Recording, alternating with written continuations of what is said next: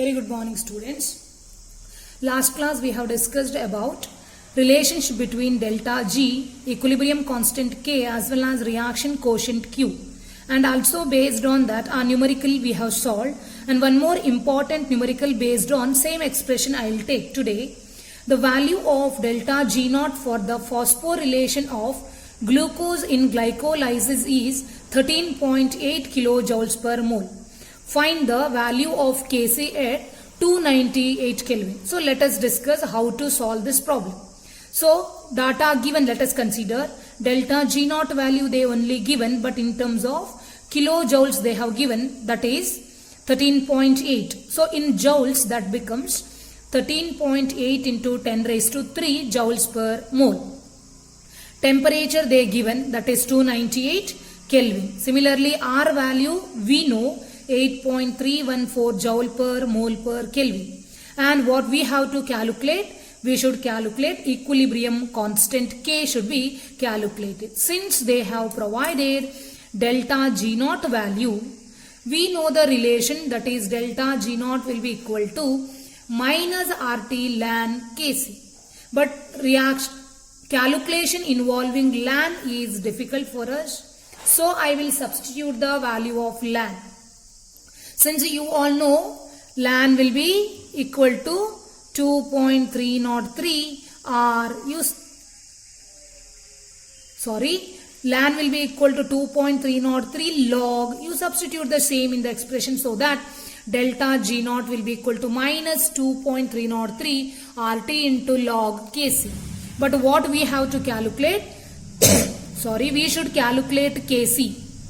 But direct Kc calculation is not possible. That's why we have to rearrange the relation. That will be log Kc will be equal to minus delta G naught divided by 2.303 into RT.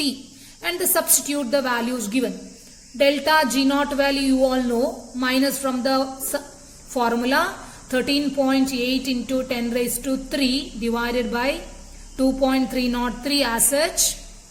R value 8.314 into temperature they provided 298, and while simplifying you are going to get value negative 2.4186 or minus 2.4186 answer will be obtained. But we don't want log Kc. What we want? We want Kc. So how to find Kc? That is very important part. Kc will be equal to anti-log of the same value you should follow. But I think you all know how to calculate anti-log, but still when we consider this value with which the number whatever present before the decimal point is considered as a characteristic, and whatever present after the decimal point is considered as mantissa.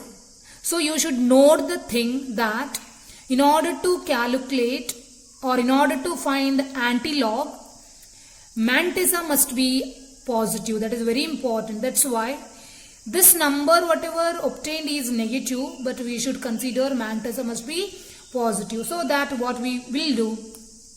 So we will subtract from 1 as well as add 1 to the above number. So that I can write minus 2 plus minus of 0.4186. The same number will be written in this way. Now to the same I will subtract minus 1, that is from the minus 2, and from this fraction I will add 1. So while doing so, no error in the overall value because we are adding minus 1 as well as we are subtracting, we are adding plus 1 as well as we are subtracting 1. So based on that, actual value will be minus 3 plus 0.5814 will be obtained. Now for this value you should concentrate the anti-log. So anti-log of minus 3 can be written as bar 3.5814.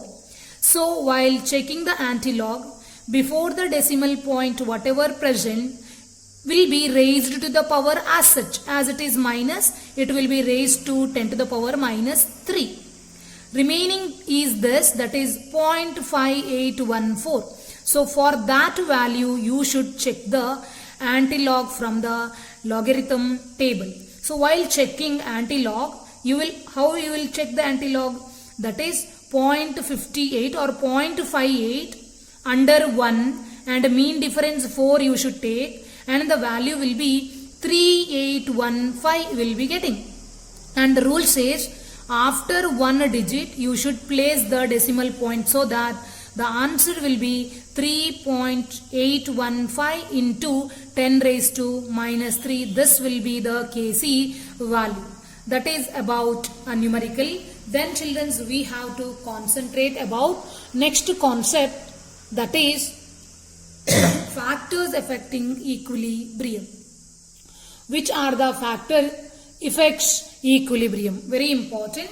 Let us consider some of the factors. Change in concentration of reactant and product.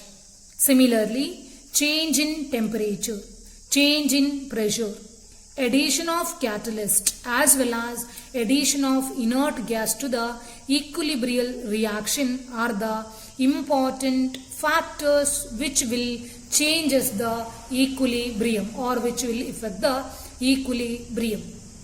But children, we should consider how. That is very important. So, in order to understand how these factors affecting the equilibrium, first thing we have to concentrate that a reversible reaction or a chemical synthesis. Whenever we follow a chemical synthesis, what we will expect? We are expecting that more and more products should be produced, so that less and less energy must be consumed, right? So, important goal of a chemical synthesis is to maximize the conversion of a reactant into products by the less utilization of energy. That is a main goal.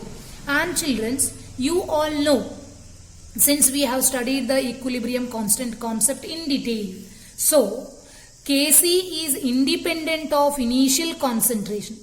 So, equilibrium constant is independent only on initial concentration, but if a system is at equilibrium, is subjected to change in concentration, then system is no longer at equilibrium and the net reaction will take place in some direction till it regains the equilibrium. That is very important. K value is not depending on the initial concentration, but it mainly depends at equilibrium. Therefore, when a reaction is at equilibrium, if you change the concentration, what happens? Equilibrium gets disturbed. Once the equilibrium gets disturbed, what happens? Reaction will proceed either in the forward direction or in the backward direction in order to attain the new equilibrium. Correct? So, in order to attain new equilibrium, as reaction will be proceeds either in the forward or backward direction, that is what considered as effect. Okay? So, we used to consider change in concentration or change in temperature or change in pressure is applied to the system when system is at equilibrium. So, same effect is observed, nothing but equilibrium gets disturbed, so that in order to attain new equilibrium, reaction will proceed either in the forward or backward direction. So based on that, we used to conclude that equilibrium will be shifted either in a backward direction or in a forward direction. So qualitatively, in order to understand the effect of concentration, temperature and pressure, one of the principle we used to follow, that is what called as Le-Chatelier's principle, or in another hand we can say effect of temperature, pressure as well as concentration can be qualitatively predicted based on the Le-Chatelier's principle. Okay, what does that principle says? Very simple. So then we'll move on to principle. See, it states that if a system is in equilibrium, it states that if a system is in equilibrium, is subjected to change in concentration or temperature or change in pressure, then the equilibrium shifts in a direction so as to reduce the or nullify the effect of change applied. Nothing but, in another hand also we can consider when a constraint, nothing but a factor such as change in concentration, या change in pressure or change in temperature is applied to a system at equilibrium in a reversible reaction, the equilibrium is shifted in such a way as to nullify the effect of added constraint. Means if a system is at equilibrium, means system already attained equilibrium, you used to apply the changes. Either you can increase or decrease the concentration, or you can increase or decrease the temperature, or you can increase or decrease the pressure. So what happens? In order to rearrange that change, system only tries to nullify, or system only will shift the equilibrium in order to nullify or cancels the added constraint or added factor. That is what explained according to Le-Chatelier's principle. So based on these Le-Chatelier's principle, we can study three factors which influencing the equilibrium. Which are the three factors? First three factors, that is effect of concentration, effect of temperature, as well as effect of pressure. So that is what called as applications of Le-Chatelier's principle. So let us first move on to effect of concentration change. How we can consider based on the Le-Chatelier principle. Sorry. In general, increase in concentration of the reactant favors the forward, as well as decrease in concentration of reaction favors the backward reaction. Nothing but what? Very simple. You will consider increase in concentration of the reactant. Reaction is at equilibrium. Now only reactant side concentration will be increased. Now what will happen? System tries to decrease the added reactant concentration. So in order to decrease the added reactant concentration, reaction proceeds in the forward direction in order to reduce the concentration of the reactant whatever you have added. So that we used to conclude reaction favors in forward direction. Similarly, if concentration of the reactant is reduced or it is less, ultimately what happens? Amount should be increased, or a system tries to increase the amount of the reactant. So product getting converted into reactant. That's why we used to conclude what? Backward reaction is favorable. Similarly, in terms of products, suppose product concentration is increased, then reaction proceeds in backward direction, or removal of product can proceeds the forward reaction. Very simple, again similar. Suppose the concentration of the product you have increased, then system tries to decrease that product by favoring the backward direction. Similarly, if the product concentration is removed, means some amount of the product you have removed, actually now system tries to increase the product by favoring the forward reaction. This is what general explanation. Let us consider with an example. Now H2 can react with I2 produces 2HI. In this particular reaction, if you consider one of the reactant, that is hydrogen gas, is added at equilibrium, means reactant you have added. What system will do?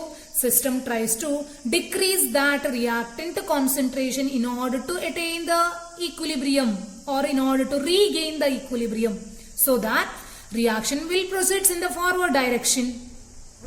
Correct? So that's what hydrogen gas is added at equilibrium. Then equilibrium gets disturbed. Therefore, to attain the new equilibrium, reaction favors in the direction where hydrogen gas is consumed, or that can be concluded as forward reaction is favorable. Similarly, what you have to note in this particular case, very simple. When you add hydrogen gas at equilibrium, then QC value, reaction quotient value will be less than Kc value, that is equilibrium constant value. Therefore, reaction proceeds further in forward direction. Correct? So, you all know reaction should regain the equilibrium, means QC become equal to Kc. As Kc is more, QC should take place, means reaction should take place any one of the direction. Here, as hydrogen is added, reaction should take place in the forward direction only. So, addition of hydrogen increases the reactant concentration. System tries to decrease the reactant concentration by favoring the forward reaction. Similarly, if you have considered removal of product, what happens if the product is removed, HI is removed, system tries to increase the hydrogen iodide concentration by favoring forward reaction. And children's, one more concept you can note here. It has a great application, means effect of concentration has great application in the reaction where product is a gas. Reaction can take place in any physical states, but product, either of the product must be a gas. So one example I'll consider. What happens and how? Formation of ammonia by Haber's process. You all know, you all are very familiar with that reaction. Nitrogen can react with the 3 hydrogen produces 2 moles of ammonia, right? Ammonia gas is produced. So from the reaction media, it can be removed by liquefaction. First it is liquefied and that liquid ammonia can be removed from the reaction media. Now what happens? Product concentration is reduced. As product concentration is removed or reduced, system will tries to increase. So what in turn system will do? System tries to increase the concentration of ammonia so that reaction favors in forward direction. This is a one example. Similarly, children, you can follow one more example, that is decomposition of calcium carbonate to form calcium oxide as well as carbon dioxide. This is also a equilibrium reaction in which carbon dioxide is a gas. It can be removed from the reaction media. At equilibrium, carbon dioxide is removed. So what happens? Concentration of the product gets decreased. Ultimately, what internal system will do?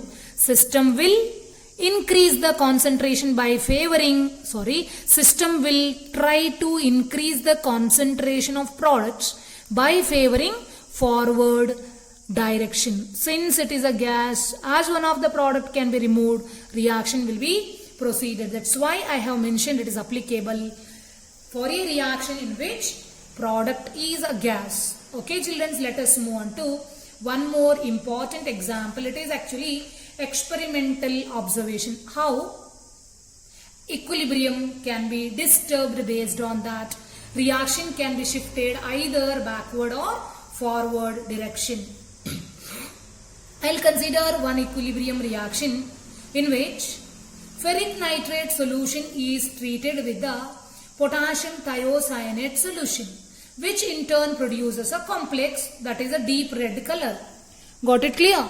So, ferric nitrate is yellow colored, whereas thiocyanate is, potassium thiocyanate is colorless.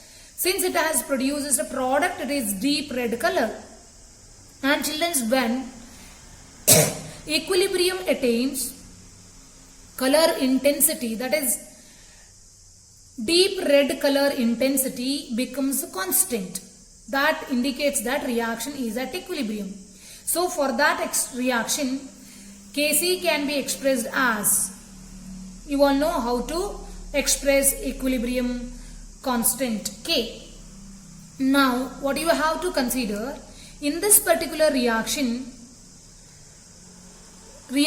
can be shifted either in the forward direction or in the backward direction. That is depends on our choice of adding a concentration of reactants or product. How? It is by our choice of adding concentration of reactants as well as products. See, Therefore, I'll generalize.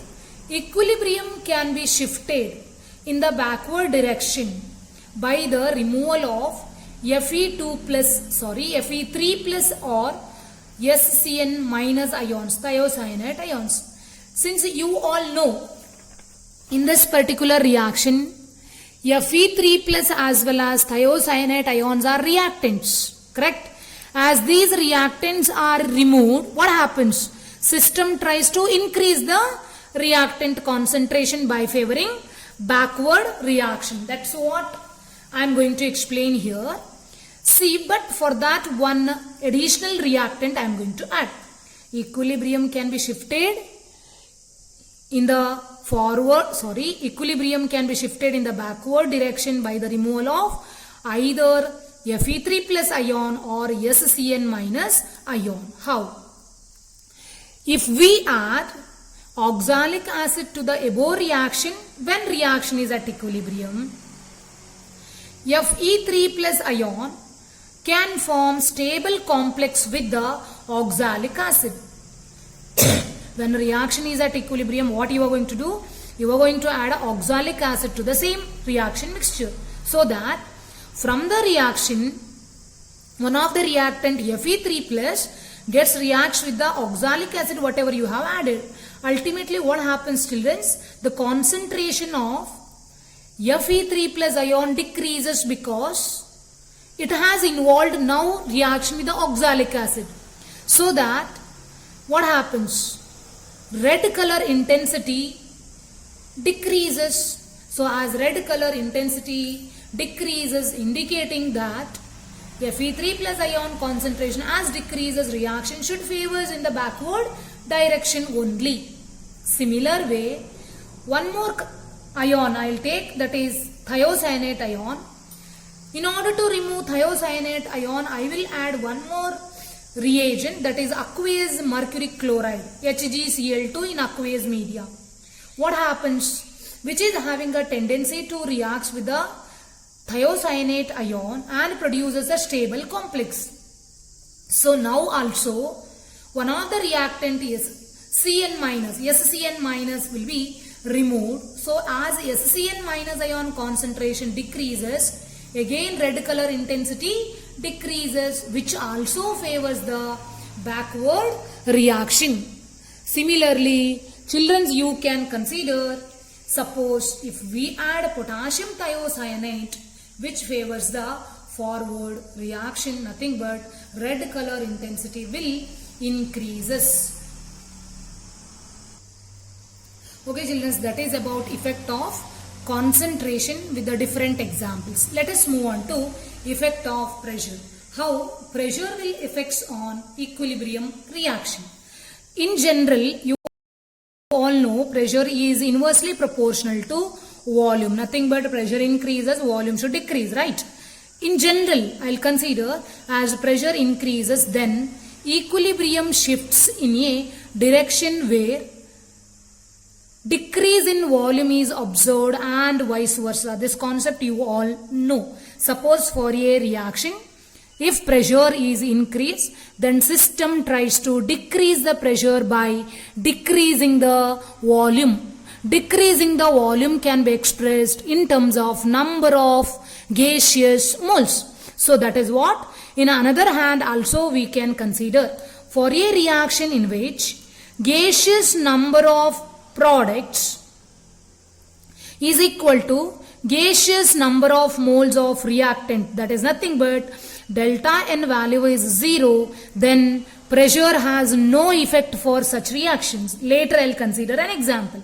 But for a reaction in which gaseous number of products is not equal to gaseous number of moles of reactant, then increase in pressure will shift the equilibrium towards the side having lesser number of moles.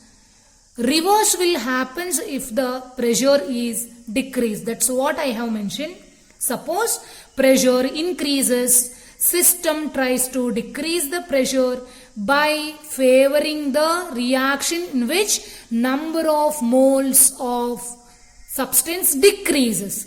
Similarly, If pressure is decreased in a equilibrium system, then system tries to increase the pressure by favoring the reaction, the direction in which number of moles increases. That is a explanation in general.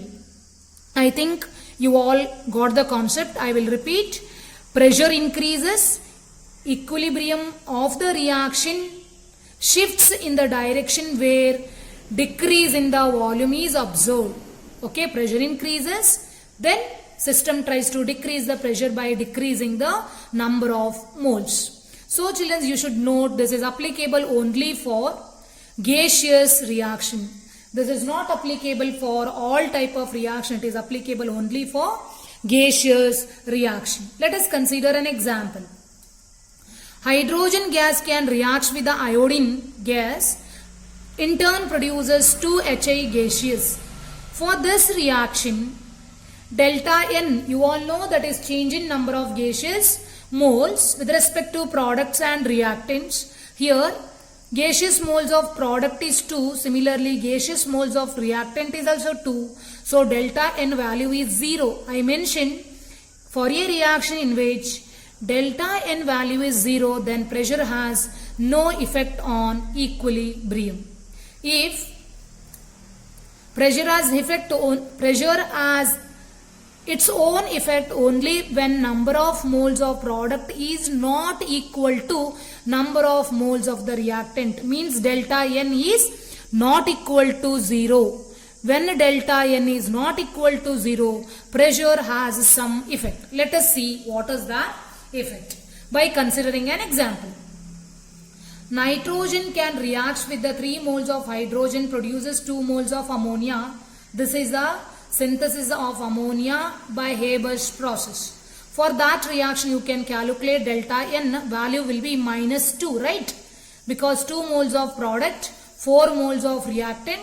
So delta N value will be equal to minus 2. Indicates number of moles of product is not equal to number of moles of reactant, so that delta N is not equal to 0. So what will be the effect of pressure then? Very simple. If pressure increases, then system shift the equilibrium in the forward reaction, nothing but if pressure is increased, system tries to decrease the pressure by decreasing the number of gaseous moles. Here in the reactant side there are 4 moles of reactant and in the product side only 2 moles. So based on that, system tries to decrease the number of gaseous moles, which favors the forward reaction. Similarly, if you apply decrease in pressure, then equilibrium will be shifted in the backward direction, nothing but system tries to increase the pressure. Whatever is the pressure you decrease, system tries to increase that pressure. How it will increase that pressure? That is by increasing the number of gaseous moles. In this particular reaction, which direction number of gaseous mole will be increased? In the reactant side. So that reaction should shift in the reactant side or in the backward direction. That's what I have mentioned here. If pressure decreases, equilibrium shifts in the direction where volume or number of gaseous moles increases. That is, backward reaction is favorable. Okay, that is about effect of pressure. Let us move on to one more effect that is also based on the Le-Chatelier's principle, that is effect of temperature. Children, you all know K is depends on temperature, nothing but equilibrium constant depends on temperature. So here effect can be expressed based on the nature of the reaction. Children, you all know there are 2 types of reaction, basically exothermic as well as endothermic reaction. So let us consider in general, for a exothermic reaction, increase in temperature shift the equilibrium towards the backward direction or to the left side, and for a endothermic reaction, equilibrium shifts in the forward direction. You all know exothermic reaction in which heat is liberated, endothermic reaction in which heat is absorbed. So that effect of temperature can be considered by considering a exothermic as well as endothermic reaction. Or in general, you can also mention in general, you consider a reaction. Suppose reaction is at equilibrium, you are going to increase the temperature. Then generally, whenever you increase the temperature, endothermic reaction will be favorable. That endothermic reaction can take place either in the backward direction or in the forward direction. No matter, whenever to the equilibrium reaction you raise the temperature, then system tries to decrease the temperature by favoring endothermic reaction. Similarly, when temperature is decreased, cold condition is maintained, then system tries to raise the temperature by favoring exothermic reaction. That is very important concept. Now children, I will consider one example. Nitrogen can react with the hydrogen, ammonia will be produced. That's what Haber synthesis. That reaction is exothermic. Minus Q kilojoules of energy will be released in this reaction. So, in the reaction whatever mentioned indicates forward reaction is exothermic. But children, you should remember, changing temperature will affect both equilibrium constant K as well as rate of the reaction. Based on that, we used to follow this reaction. Here, suppose if you apply Le-Chatelier's principle, what does it says? You all know. If the temperature is increased, system tries to decrease the temperature by favoring endothermic reaction. Similarly, if temperature is decreased, system tries to increase the temperature by favoring exothermic reaction. That is the concept you have studied. Now based on that, increase in temperature shift the equilibrium backward direction, which decreases the equilibrium concentration of ammonia, correct? As you increase the temperature, system tries to, as you increase the temperature, system tries to decrease the temperature by favoring endothermic reaction.